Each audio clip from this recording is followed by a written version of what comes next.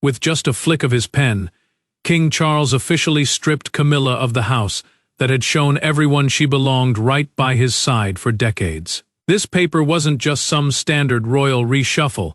It was a straight-up order kicking Camilla out of Clarence's house and handing the keys over to Princess Sophie. And just like that, an emotional bombshell went off inside the palace before the public even caught a whisper of it.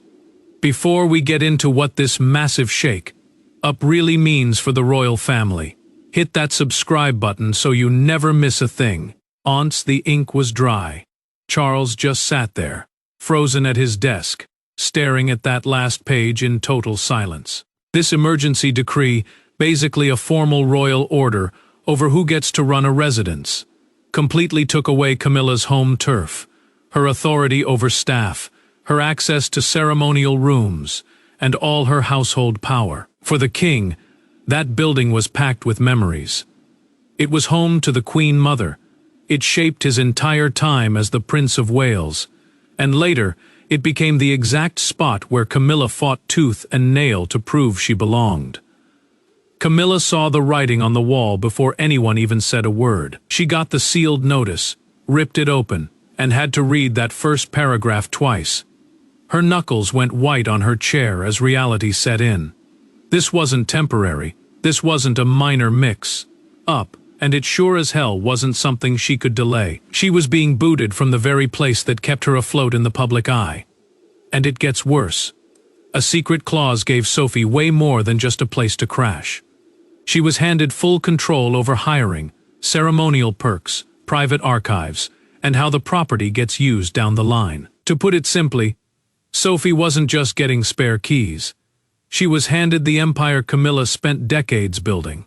Charles had actually cooked all this up in total secret days before. Turns out, only William, Sophie, and 2 top legal experts were in on it. The future king saw the draft. Sophie got the call, and Camilla was kept completely in the dark until the ink was dry. Then came the ultimate slap in the face. Before Camilla could even confront the king, an aide dropped the news.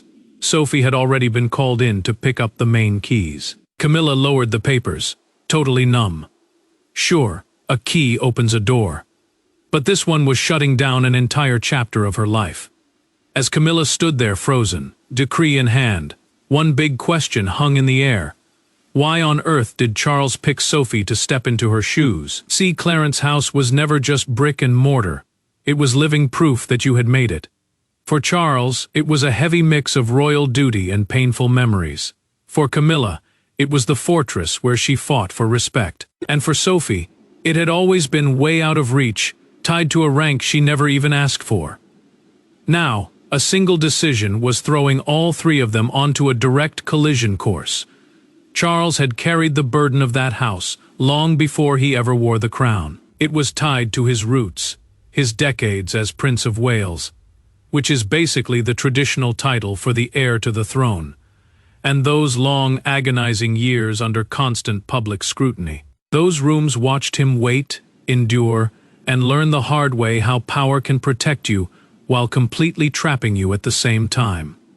Camilla walked slowly through the morning room, running her hand along the back of a chair she'd picked out years ago. She remembered how hard she'd fought to make this place feel like home, like proof she truly belonged by his side. Now every single corner felt wrong. It hit her then.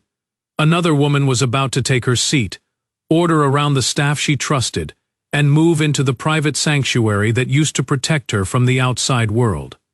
When the call came, Sophie didn't feel like a winner. She read the message, then handed it over to Prince Edward without saying a word. She knew full well that taking over Clarence's house would look like a cheap victory lap over Camilla. She had never asked for the house, the power, or the drama. And Edward sat there listening as she admitted that doing her duty suddenly felt dirty, almost like a betrayal. Prince William, though, saw it completely differently. In a private chat with Charles, William fully backed the move. He felt Clarence's house had turned into a hotbed of political drama, backroom influence, and split loyalties. His point: Sophie could restore order without turning the place into her own personal kingdom. William wasn't gloating over Camilla's downfall. He was just thinking about the survival of the crown. Plus, Charles had another ace up his sleeve that he hadn't told anyone about yet. A secret palace review. A deep dive into staff, power dynamics, and internal behavior had flagged Sophie as the safest pair of hands for sensitive royal jobs. The report praised her quiet work ethic, her tough trips overseas, and her total loyalty to the late queen. It also gave a stark warning.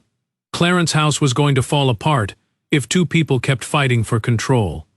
Sophie agreed to sit down with the king, but she laid down one rule first. She wanted to read that report herself. She needed to see what exactly convinced him that Camilla had to go, and that very report was about to drag Sophie back to one private event. And the exact moment Charles realized there was no turning back. The collapse didn't start with the decree. It started weeks earlier at a closed-door event where one sneaky order turned palace tension into total warfare. Only a few people actually saw what went down that night. But it completely changed how Charles saw Camilla. Long before anyone signed away Clarence's house, that one night exposed a power struggle that could no longer be swept under the rug. Charles had been trying to keep a lid on things for months. Guest lists kept getting tampered with, internal memos were leaking, and formal events had turned into a quiet war zone. Now, a ceremonial receiving line, the official lineup where senior royals greet guests, might sound like no big deal, but in palace life, it's everything.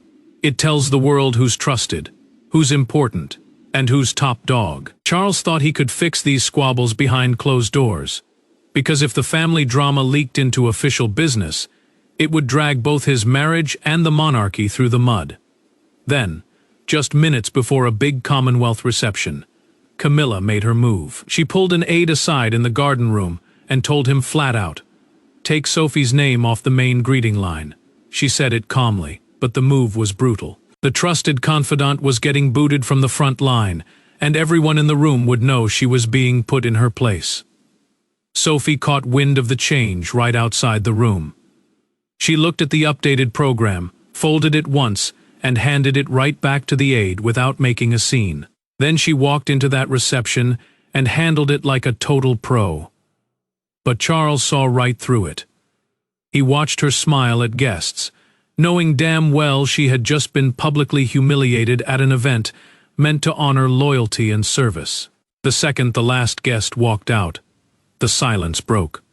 Charles cornered Camilla in private and asked her straight up if she gave the order. She didn't even try to deny it. Instead, she doubled down, telling him Sophie needed to learn who was really in charge. But Charles heard way more than just pride in that answer. He heard a direct threat to his authority. Then came the smoking gun, an internal paper trail. Turns out, this wasn't a one-off. 3 other events had already been messed with behind the king's back. Guest access, seating charts, speaking slots, all quietly reshuffled through Camilla's private network. Charles read the report twice, set it right next to the unfinished decree papers, and just sat there in dead silence. He'd tried playing nice. He'd tried being patient. Both blew up in his face, so he issued one last order. Camilla was to meet him alone. No aides, no secretaries, no family. By the time she walked in, Charles wasn't looking to negotiate. He was there to tell her what she'd already lost. Nobody was shouting at first, which made the showdown even scarier. Charles stood by the fireplace, the signed decree sitting on the table between them. Camilla stayed glued to the door, refusing to sit down. Here were 2 people who had survived endless scandals, public hate, and decades of judgment, now facing a whole new threat, total trust collapse inside the very home they'd built together. Charles broke the silence, and he didn't hold back. He told her she'd keep her royal title, but her days running Clarence's house were officially over. The crown, the institution itself, had to come before personal feelings, and it couldn't survive split leadership. He insisted this wasn't some petty payback in their marriage. It was a line in the sand that should have been drawn a long time ago. Camilla knew exactly what she was losing. Clarence's house wasn't just a place to sleep. It was her command center, her loyal staff, her private meeting rooms, her control over schedules, and her direct line of power across the entire palace. Without it, she was still queen in name, but the actual power grid was being handed to Sophie. Charles slid the decree across the table, effective immediately. Camilla didn't even touch it. She looked him dead in the eye and asked if William had talked him into humiliating her. Charles hit back, saying his name was on the dotted line. It was his call, and he'd own the consequences. Camilla pushed her chair away. She called him out for rewarding Sophie's quiet obedience while punishing his own wife for keeping it real.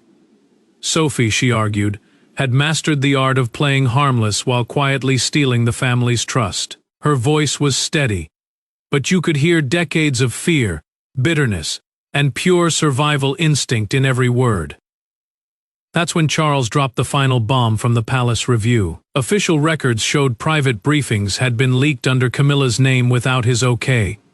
Briefings pushing to scale back Sophie's public duties and royal status. Disagreeing with him was one thing, Charles told her, but running backdoor ops was a step too far.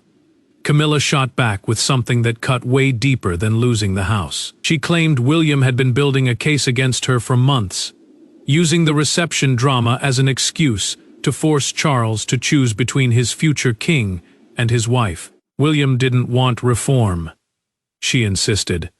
He just wanted her out of the picture before he took the throne. Charles went dead silent for a few seconds. Then he opened the door himself and told the transfer team to get to work. Camilla stood there, bleeding but defiant, as her accusations echoed down the hall behind him. So Camilla lost the house, but the real war was over. Who was actually pulling the king's strings?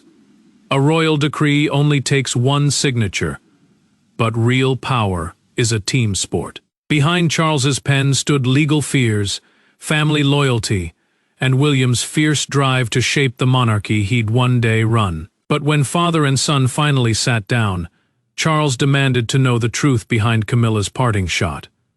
Charles walked into the private library with the report under his arm, slapped it on the table, and repeated Camilla's exact words. He wanted to know if his son had rigged the investigation, bossed around advisors, or weaponized a silly reception feud just to take her down. William didn't flinch, but the silence between them was thick with years of unspoken baggage. William knew why this mattered. An unofficial shadow court operating out of one household could quietly hijack staff, charities, and public power without ever firing a direct shot at the king. As the heir, William couldn't fire Camilla himself, but his warnings carried huge weight because today's petty feuds become tomorrow's reign, ending crises. William fired back with quiet rage. He admitted handing over evidence, like staff statements and altered memos, but swore he never demanded her removal. His dad picked the punishment, William insisted, because the facts left him zero choice. He just exposed the smoke. He didn't start the fire. Charles pressed harder. Was Sophie in on it too? That's when William spilled the tea. Early on, Sophie had actually defended Camilla. She'd asked for mediation to handle things behind closed doors, warning that stripping the queen consort's home would tear the family apart and make Clarence's house look like a trophy. That flipped the script. Charles thought Sophie took the job purely out of necessity. Now he realized she'd fought against it until duty backed her into a corner. William then laid down another secret doc, a succession report naming Sophie as the main anchor for when power eventually passes from father to son. In plain English, top advisors trusted Sophie to keep the ship steady when one reign ends and the next begins. Charles realized this wasn't just William's idea. Senior royals, advisors, and staff had all reached the exact same conclusion. No conspiracy required. The call was his, but everyone shared the same fear. Right then, an urgent message interrupted them. Camilla had gone rogue. She was firing staff on the spot, prying open private cabinets, and packing up papers she had zero right to touch. Charles froze. William instantly realized the argument was no longer about who influenced what. While the king was busy second, guessing his decisions, Camilla was already looting the joint, deciding what Clarence's house would lose before Sophie could even step through the front door. The first sign of the nuclear fallout wasn't a formal press release. It was the metallic click of locks opening behind closed doors. Camilla moved through Clarence's house with the ice, cold focus of someone who refused to look like a loser. Staff members were getting total whiplash from conflicting orders. Luggage was piling up in the hallways, and sealed boxes were being hauled off to a waiting car. The house was giving up the life built inside it, chunk by chunk. Camilla knew the rules. The decree let her take her personal stuff, but anything tied to the crown stayed put. That meant royal property, art, historic furniture, official correspondence, and state records was off limits. This wasn't just her house. It was an active royal workplace, loaded with sensitive state history and public duty records. To stop the chaos, Charles rushed in a transition team.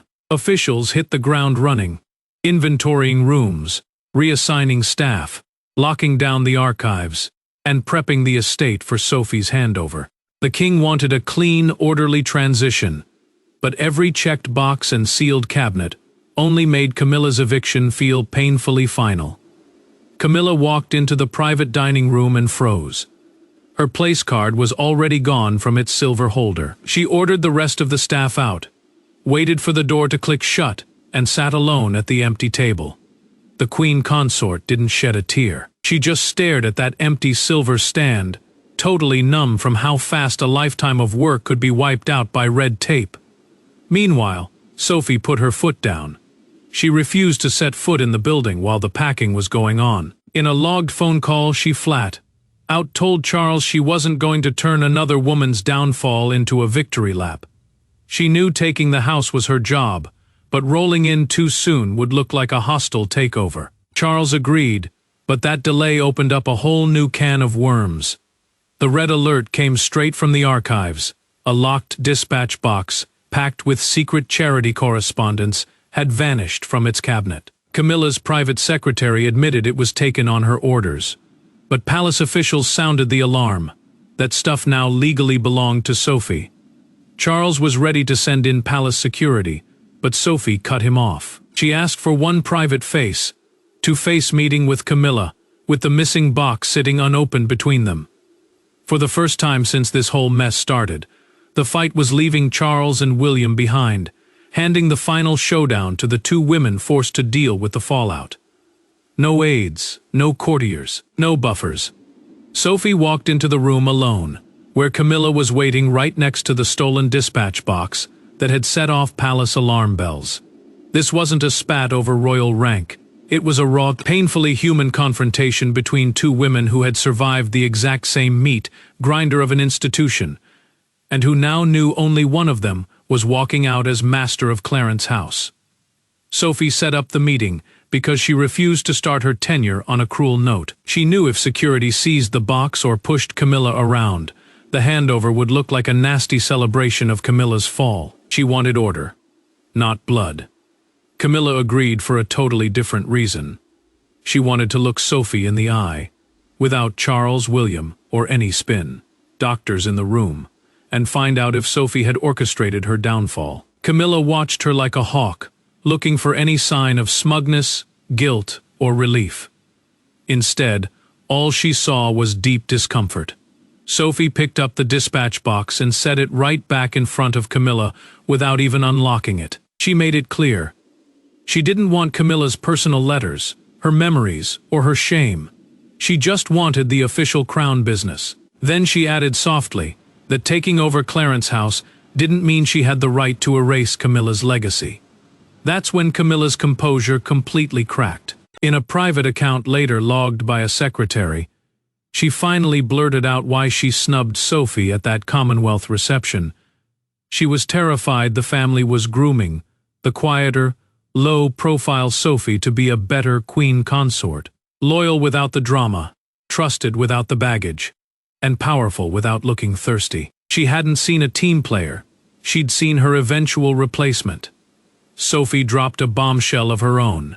She revealed that Charles only offered her the house after she practically begged him to find any other way out. The king believed if she said no, Clarence's house would stay trapped in the same toxic feud that started this fire. She took the keys, not because she wanted Camilla's throne, but because saying no would have burnt the whole place down. Camilla stared down at the box, then reached over and unlocked it herself. She pulled out a single personal letter, held it tight in her fist, and pushed the rest of the official files over to Sophie. No apologies were made, and none were needed. Camilla was handing over the keys to the kingdom, and with them, the last fantasy that this train could somehow be stopped. Sophie promised there'd be no parades or victory laps when she moved in. But behind those closed doors, the secret was already out. Their private truce came way too late to stop the explosion, because the entire country was about to watch Clarence's house turn into ground zero for a royal reckoning. By sunrise, a private family feud had blown up into the only story the UK cared about. Television networks ripped up their normal schedules. Newspapers rushed out emergency late editions, and massive crowds started swarming outside Clarence's house long before the palace spin doctors could even draft an official release. But through all the chaos, one single image hit harder than any sensational headline: the locked iron gates of Camilla's old home, sitting silent, just waiting for Sophie to roll up. When the palace finally broke its silence with a terse written statement, they framed it as an immediate household restructuring. Basically, fancy royals speak for swapping who runs the residence, manages the team, and holds the keys. The official wording was super clinical, but nobody was fooled. It couldn't hide the massive bomb that had just dropped. The statement laid out the what, but kept total radio silence on the juicy personal drama that forced Charles's hand.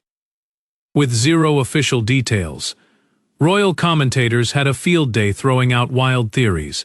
Some called it outright punishment. Others claimed it was cold, calculated succession planning, setting the stage for the next reign. A few pundits even whispered about a secret marriage split, while others argued Sophie's sudden promotion was a chess move to put the family's most dependable player front and center. But no matter how you sliced it, the message was loud and clear.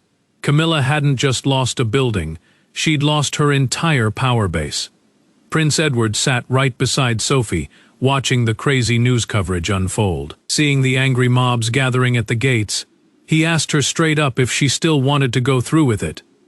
But Sophie didn't flinch. She told him that backing out now wouldn't spare Camilla's feelings.